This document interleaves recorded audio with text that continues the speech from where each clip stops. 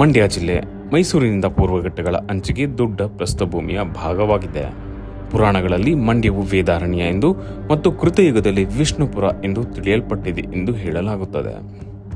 ಕಥೆಗಳ ಪ್ರಕಾರ ಒಬ್ಬ ಋಷಿಮುನಿ ಪುರಾಣದಲ್ಲಿ ಸ್ಥಾಪಿಸಲ್ಪಟ್ಟ ಮಂಡ್ಯದಲ್ಲಿ ಪ್ರಾಯಚಿತ್ತ ಮಾಡುತ್ತಿದ್ದು ಒಂದು ದೈವದ ಚಿತ್ರವನ್ನು ಅಲ್ಲಿ ಸ್ಥಾಪಿಸಿದರಂತೆ. ಇದೇ ಸ್ಥಳವನ್ನು ವೇದಾರಣ್ಯ ಎಂದು ಕರೆಯಲಾಗುತ್ತದೆ ಎಂದು ಹೇಳಲಾಗುತ್ತದೆ. ಮುಂದೆ ಇದೇ ವಿಷ್ಣುಪುರ ಎಂದು ಮರುನಾಮಕರಣ ಮಾಡಲಾಯಿತಂತೆ. ಮತ್ತೊಂದು ಕಥೆಯ ಪ್ರಕಾರ ದ್ವಾಪರ ಯುಗದಲ್ಲಿ ಇಂದ್ರವರ್ಮ ಎಂಬ ಹೆಸರಿನ ರಾಜನಿಗೆ ಮಗನನ್ನು ಪಡೆಯುವ ಭರವಸೆಯಿಂದ ಈ ಸ್ಥಳಕ್ಕೆ ಬಂದಿದ್ದರಂತೆ.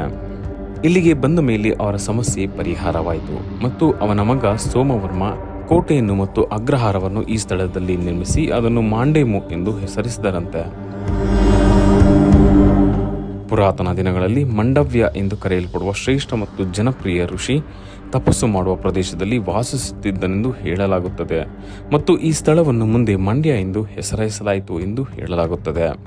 ಇನ್ನು ಇದೇ ಮಂಡ್ಯ ಜಿಲ್ಲೆಯಲ್ಲಿ ಇಂದಿಗೂ ನೂರಾರು ಮಂದಿ ಪಾರಂಪರಿಕ ವೈದ್ಯರಿದ್ದಾರೆ. ನಾಟಿ ವೈದ್ಯ ನಿವೃತ್ತಿಯನ್ನು ಮಾಡಿಕೊಂಡಿರುವ ಹಲವಾರು ಜನರು ಇದ್ದಾರೆ. ತಮ್ಮ ಮನೆಯ ಹತ್ತಿರ ಹುಡುಕಿಕೊಂಡು ಬರುವವರಿಗೆ ತಮ್ಮ ಸುತ್ತಮುತ್ತ ಇರುವ ಗಿಡಮೂಲಿಕೆಗಳನ್ನೇ ಬಳಸಿಕೊಂಡು ಔಷಧಗಳನ್ನು ನೀಡಿ ಗ್ರಾಮ ವೈದ್ಯರಾಗಿ ಸೇವೆ ಸಲ್ಲಿಸುತ್ತಿದ್ದಾರೆ. ಇಂತಹದೇ ಒಬ್ಬ ಪಾರಂಪರಿಕ ಅಥವಾ ನಾಟಿ ವೈದ್ಯರನ್ನು ಇಂದು ನಾವು ನಿಮಗೆ ಪರಿಚಯ ಮಾಡಿಕೊಡಲಿದ್ದೇವೆ. ಮಂಡ್ಯ ಜಿಲ್ಲೆಯ ಮಳವಳ್ಳಿಯಲ್ಲಿ ಒಬ್ಬರು ಮಹಿಳಾ ನಾಟಿ ವೈದ್ಯರು ಇದ್ದಾರೆ. ಇವರು ಹಲವಾರು ವರ್ಷಗಳಿಂದ ಗಿಡಮೂಲಿಕೆಗಳ ಬಗ್ಗೆ ತಿಳಿದುಕೊಂಡಿದ್ದು ಕೆಲ ಕಾಯಿಲೆಗಳಿಗೆ ಔಷಧವನ್ನು ನೀಡುತ್ತಾ ಬಂದಿದ್ದಾರೆ.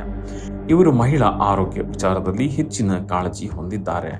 ಗಿಡಮೂಲಿಕೆಗಳ ಜಾಗೃತಿ ಕಾರ್ಯಕ್ರಮದಲ್ಲಿ ಪಾಲ್ಗೊಂಡು ಅನೇಕ ವಿಚಾರಗಳನ್ನು ಶಿಬಿರಗಳಲ್ಲಿ ತಿಳಿಸುತ್ತಾರಂತೆ.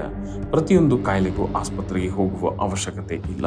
ಕೆಲ ಕಾಯಿಲೆಗಳಿಗೆ ಮನೆಯಲ್ಲಿಯೇ ಯಾವ ರೀತಿ ಔಷಧಗಳನ್ನು ತಯಾರಿ ಮಾಡಿಕೊಂಡು ಸೇವಿಸಬೇಕು ಎಂದು ಹೇಳಿಕೊಡುತ್ತಾರಂತೆ.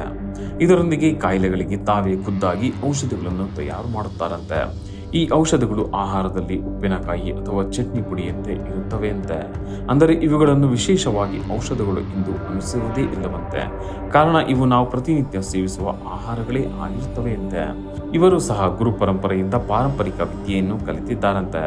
ಅಂದು ಕೇವಲ ಆಸಕ್ತಿಗೋಸ್ಕರ ಕಲಿತ ವಿದ್ಯೆ ಇಂದು ನೂರಾರು ಜನರಿಗೆ ಉಪಯೋಗವಾಗುತ್ತಿರುವುದು ಖುಷಿ ಇವರಿಗೆ ಇದೆಯಂತೆ. ಈ ಮಹಿಳಾ ಪಾರಂಪರಿಕ ವೈದ್ಯೆ ಪ್ರತಿನಿತ್ಯದ ಕೆಲಸದೊಂದಿಗೆ ಅನಾರೋಗ್ಯದೊಂದಿಗೆ ಬರುವ ಜನರಿಗೆ ಅತ್ಯಂತ ಕಡಿಮೆ ಖರ್ಚಿನಲ್ಲಿ ಔಷಧಗಳನ್ನು ನೀಡುತ್ತಾ ಬಂದಿದ್ದಾರಂತೆ. ಇದು ಹಲವಾರು ವರ್ಷಗಳಿಂದ ನಡೆದುಕೊಂಡು ಬಂದಿದೆಯಂತೆ. ಪ್ರತಿದಿನ ಇವರನ್ನು ಹುಡುಕಿಕೊಂಡು ಅನೇಕರು ಬಂದು ತಮ್ಮ ಕಾಯಿಲೆಗಳಿಗೆ ಚಿಕಿತ್ಸೆಯನ್ನು ಪಡೆಯುತ್ತಾರಂತೆ. ಇದಲ್ಲದೆ ಇವರು ಅನೇಕರಿಗೆ ಆರೋಗ್ಯ ಟಿಪ್ಸ್ಗಳನ್ನು, ಆರೋಗ್ಯ ಸಲಹೆಗಳನ್ನು ಕೊಡುತ್ತಾರಂತೆ.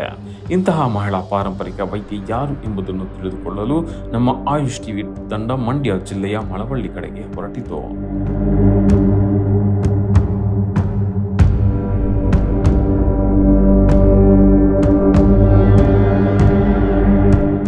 ಈ ಮಹಿಳಾ ನಾಟಿ ವೈದ್ಯರ ಬಗ್ಗೆ ಇಲ್ಲಿನ ಕೆಲವರು ಬಂದು ತಮ್ಮ ಅಭಿಪ್ರಾಯವನ್ನು ಹಂಚಿಕೊಂಡರು. ಅದರಲ್ಲಿ ಈ ಗ್ರೇಸಿ ಎಂಬ ಮಹಿಳೆ ಕೂಡ ಒಬ್ಬರು. ಇವರಿಗೆ ಜಾಂಡಿಸ್ ಹಾಗೂ ಜಾಂಡಿಸ್ ಸಂಬಂಧಿತ ಕಾಯಿಲೆಗಳು ಇದ್ದವಂತೆ. ಆದರೆ ಆಸ್ಪತ್ರೆಗಳಿಗೆ ಹೋಗದೆ ಈ ಮಹಿಳಾ ಪಾರಂಪರಿಕ ವೈದ್ಯರ ಬಳಿಗೆ ಒಂದು ಔಷಧಿಗಳನ್ನು ತೆಗೆದುಕೊಂಡಿದ್ದರಂತೆ. ಆದರೆ ಜಾಂಡಿಸ್ ಗುಣವಾಯಿತಾ? ನಾನು ಜಾಂಡೀಸ್ ಆಗಿತ್ತು ನನಗೆ ಕೊರೋನಾ ಟೈಮಲ್ಲಿ. ಆಗ ಇವ್ರ ಹತ್ರ ಬಂದು ಕೇಳ್ಕೊಂಡಿದ್ದಕ್ಕೆ ಔಷಧಿ ಕೊಟ್ಟರು. ಒಂದು ವಾರ ಪಥ್ಯ ಮಾಡಿದರು.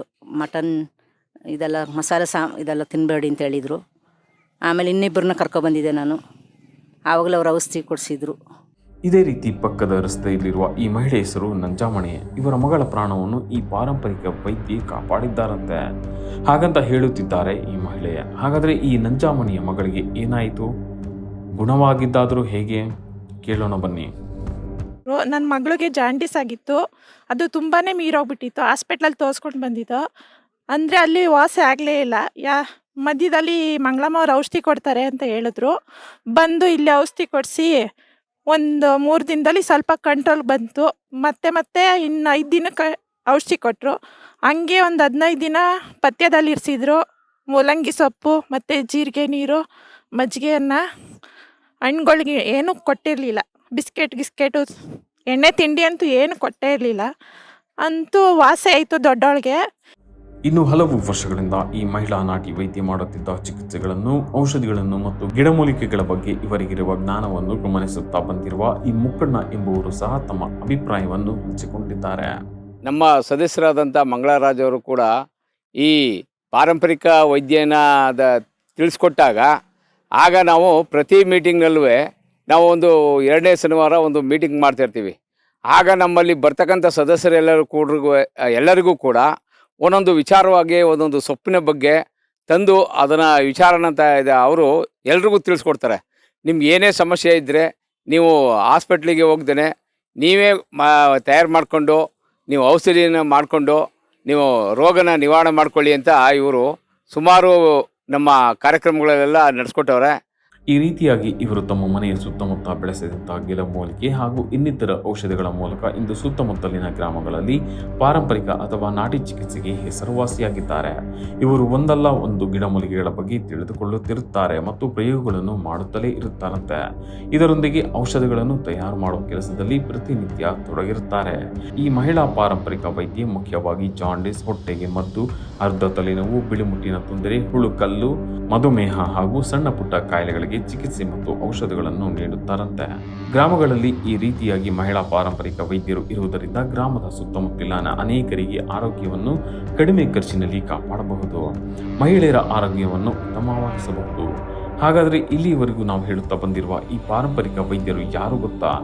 ಇವರೇ ನೋಡಿ, ಮಂಡ್ಯ ಜಿಲ್ಲೆಯ ಮಳವಳ್ಳಿ ತಾಲೂಕಿನ KHP ಕಾಲನಿಯ ಪಾರಂಪರಿಕ ವೈದ್ಯರಾದ ಮಂಗಳರಾಜ್ ಅವರು. ನೋಡಿ, ಇದು ಒಂದು ಕಳೆ ಸೊಪ್ಪು. ಇದರಲ್ಲಿ ಒಳ್ಳೆ ಉಪಯೋಗ ಇದೆ. ಹಲ್ಲು ನೋವಿಗೆ ಒಂದು ಮುಷ್ಟಿಯಷ್ಟು ಸೊಪ್ಪನ್ನ ತೊಳೆದು ಬಿಸಿ ನೀರಲ್ಲಿ ಚೆನ್ನಾಗಿ ಕುದಿಸ್ಬಿಟ್ಟು ಅದು ತಣ್ಣಗಾದ್ಮೇಲೆ 1 ಅವರ್ಗೆ ಒಂದೊಂದು ಸ್ವಲ್ಪ ಬಾಯಿ ಮುಕ್ಕಳಿಸ್ತಾ ಇದ್ರೆ ಹಲ್ಲು ನೋವು ಕಡಿಮೆ ಆಗುತ್ತೆ. ನೋಡಿ, ಇದು ಅಮೃತ ಬಳ್ಳಿ ಸೊಪ್ಪು ಅಂತ ಹೇಳಿ, ಇದನ್ನ ನಾವು ಜಾಂಡಿಸ್ಗೂ ಮತ್ತು ನಮ್ಮದು ಏನಾರು ಚಳಿ ಜ್ವರ ಬಂದಾಗ, ಕೆಮ್ಮು ಬಂದಾಗ, ನೆಗಡಿ ಶೀತ ಆದಾಗ ಈ ಜಾಂಡಿಸಿಗೂ ಕೂಡ ಮಿಕ್ಸ್ ಮಾಡ್ತೀವಿ. ಶೀತ ನೆಗಡಿಗೂ ಇದನ್ನ ಸೊಪ್ಪನ್ನ ಬೇಯಿಸ್ಬಿಟ್ಟು ಅದನ್ನ ರಸನ ಗಂಟೆಗೊಂದ್ಸಾರಿ ಒಂದು 50 ml ತಗೊಳ್ತಾ ಇದ್ರೆ ಜೇನುತುಪ್ಪದ ಜೊತೆಲಿ ಜ್ವರ ಕಡಿಮೆ ಆಗುತ್ತೆ. ಇದು ಅಮೃತ ಬಳ್ಳಿ ಸೊಪ್ಪು. ನೋಡಿ, ಇದು ಪುನರ್ನವ ಸೊಪ್ಪು ಅಂತ ಹೇಳಿ, ಇದು ಶುಗರ್ ಇರೋರಿಗೆ ಇದರಲ್ಲಿ ಕಷಾಯ ಮಾಡಿ ಕೊಡೋದ್ರಿಂದ ಶುಗರ್ ಲೆವೆಲ್ಲು ಯಾವಾಗಲೂ ಕಂಟ್ರೋಲ್ ಆಗಿರುತ್ತೆ, ಜಾಸ್ತಿ ಆಗಲ್ಲ. ಮತ್ತು ಇದನ್ನು ನಾವು ಪೌಡ್ರ್ ಮಾಡಿ ಇಟ್ಕೊಂಡು ಸ್ವಲ್ಪ ಅರ್ಧ ಸ್ಪೂನ್ ಕೂಡ ತಗೊಳ್ಬೋದು. ಹಸಿ ಸೊಪ್ಪು ತಗೊಳ್ಬೋದು. ಶುಗರ್ ಮೇಂಟೈನ್ ಆಗಿರುತ್ತೆ.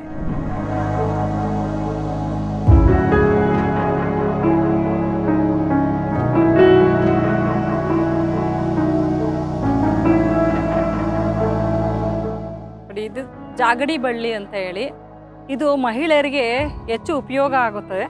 ಏನಂದರೆ ಬಿಳಿ ಮುಟ್ಟಿನ ತೊಂದರೆ ಇರೋದ್ರಿಂದ, ಅಧಿಕ ರಕ್ತಸ್ರಾವ ಆಗೋರಿಗೆ ಇದನ್ನ ರಸನ ಡೈಲಿ ಒಂದು 50 ml ಕುಡಿಸಿದ್ರೆ ಸಮ ಆಗುತ್ತೆ. ಮತ್ತು ಬಿಳಿ ಮುಟ್ಟಿನ ತೊಂದರೆ ಇರೋ ಲೇಡೀಸ್ಗೆ ಕಲ್ನಾರು ಮತ್ತು ಕಲ್ಸಕ್ರೆ ಹಸು ಹಾಲೊಳಗಡೆ ಹಾಕಿ ಇದನ್ನು ಕೂಡ ನಾವು 50 ml ರಸ ತಗೊಂಡು ಅವ್ರಿಗೆ ಡೈಲಿ ಒಂದು 15 ದಿನದ ಕಾಲ ಕೊಡ್ತಾ ಇದ್ರೆ ಆ ಬಿಳಿ ಮುಟ್ಟಿನ ಕಾಯಿಲೆಯಿಂದ ಗುಣಪಡಿಸ್ಬೋದು. ಇದು ಕಾಡು ಸೇವಂತಿ ಗಿಡ ಅಂತ ಹೇಳಿ, ಇದನ್ನು ಏನಕ್ಕೆ ಉಪಯೋಗಿಸ್ತಾರೆ ಅಂತ ಹೇಳಿದ್ರೆ, ನಮ್ಮ ದೇಹದಲ್ಲಿ ಯಾವುದೇ ಗಾಯ ಆದರೆ, ಬಿದ್ದರೆ, ಮಕ್ಕಳು ಬಿದ್ದುಬಿಟ್ಟು ಬಾಡಿನಲ್ಲಿ ರಕ್ತ ಬರ್ತಾ ಇದ್ದರೆ, ತರಿಸಿದಂಗಾಗಿದ್ದರೆ ಅಥವಾ ಗಾಯ ಜಾಸ್ತಿ ಇದ್ದರೆ ಇದನ್ನು ಚೆನ್ನಾಗಿ ಜಜ್ಜಿಬಿಟ್ಟು ಇದ್ರ ರಸನಾದರೂ ಹಾಕ್ಬೋದು ಅಥವಾ ಸೊಪ್ಪನ್ನ ಹಾಕಿ ಅದ್ರ ಮೇಲೆ ಒಂದು ಎಲೆ ಇಟ್ಟು ಕಟ್ಟೋದ್ರಿಂದ ನೋವು ಕಡಿಮೆ ಆಗುತ್ತೆ, ಗಾಯನೂ ಬೇಗ ವಾಸಿ ಆಗುತ್ತೆ, ಯಾವುದೇ ಸೆಪ್ಟಿಕ್ ಕೂಡ ಆಗೋದಿಲ್ಲ. ಮತ್ತು ಹಸುಗಳಿಗೂ ಕೂಡ ಇದನ್ನು ಅದೇ ರೀತಿ ಉಪಯೋಗಿಸ್ಬೋದು.